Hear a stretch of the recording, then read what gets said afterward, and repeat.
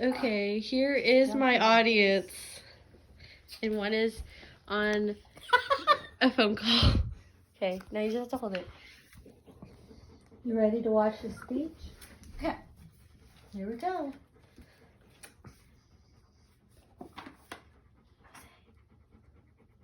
Did you do your part? Oh, did you start recording? Yes. Oh, okay. Hola, ¿cómo estás?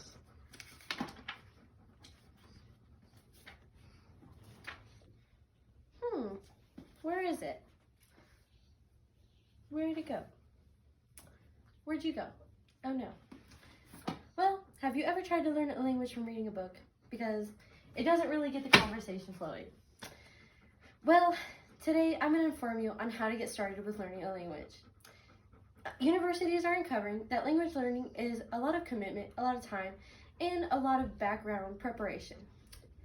You know, language learning is not just for certain people who have certain abilities. It can be for everybody, as long as you know a little bit about how to learn the language. Well, first I'm going to talk to you about why communication is important, as well as why you should learn from your mistakes. And the third thing I'm going to talk to you about today is why you should have excellent motivation when getting started on learning a language. So Diane Larson Freeman and a professor of linguistics and researcher Marty Anderson wrote in Techniques and Principles in Language Teaching in 2018 about the communicative approach. This approach is based on communication. So when a student learns a foreign language, instead of learning just how to study language, they are learning how to communicate from the first day. This meaning that they are using their hearing skills, their speaking skills, their writing skills, and their reading skills, but in a more communicative edge, meaning they're learning information so that they can use the language instead of just, how to read it on paper. And I spoke in an interview with Dr. Virginia Lewis, a Northern State University professor in linguistics, language, and communication, about why she uses the communicative approach in her classes.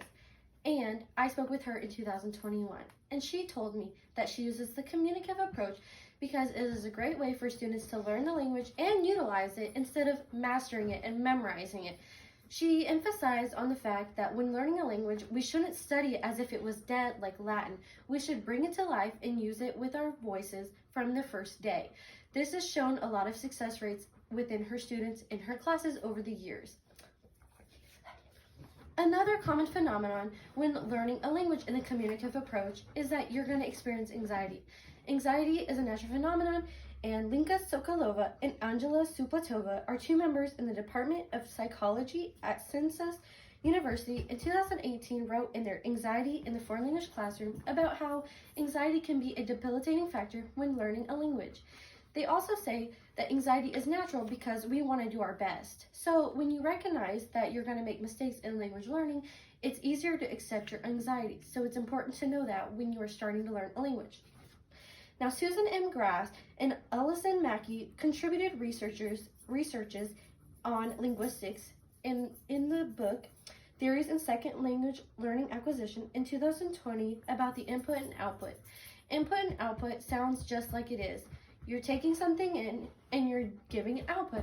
So if you're learning a bunch of vocabulary words and grammar theories and you're trying to take it all in and then spit it all out, you're going to make mistakes, especially if you wait until way too long down the road to start communicating. So they talk about in their research that when you take an input, you're using your native language and this new language to formulate communication. So you're going to make mistakes. So it's important to know that your anxieties are going to be a contributing factor in your language journey, as well as learning from your mistakes, and they're very helpful to do so. The last thing that you'll want to know when learning a new language is having proper foundation of motivation. And Jelisaveta Safran, a member of the Technical Sciences Department at the University of Novi Sad, Serbia, wrote in her 2021 The Ideal L2 Self as a Factor of Self-Motivation on Willingness to Communicate, on how there are two types of motivations. There's the ideal self-motivation and the ought-to self-motivation. These are both semi-emotionally connected motivations, but the ideal to self one is a little bit stronger. In this situation, you have an ideal motivation to learn the language. Maybe you want to speak it to people, you want to move to a country where this is the language is native there, or perhaps you just have a strong desire to learn it. Well, that one is very emotionally connected. The ought to self learning motivation sounds like it is.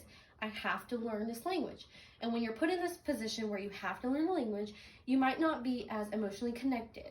You know, perhaps you have a grandparent that speaks a language and your parents are kind of forcing you to learn it. That would be an example of an ought to learning the language. So, it's important to understand which one will help you in your language journey. And Kazuo Sato, an associate professor of applied linguistics and TESOL at the University of College in London, wrote in her Motivation Emotion Learning Exposition and Second Language Composition in 2018 about why there are two different motivations, but which one is going to show you better success. So she conducted research with 108 Japanese students, and she asked them in the beginning of a 3-month trial, what are your motivations? 50% of them showed ideal motivations, and 50% of them showed ought to motivations. Well, after the 3-month span, she spoke with them again and looked at their grades and where they were in their language journey.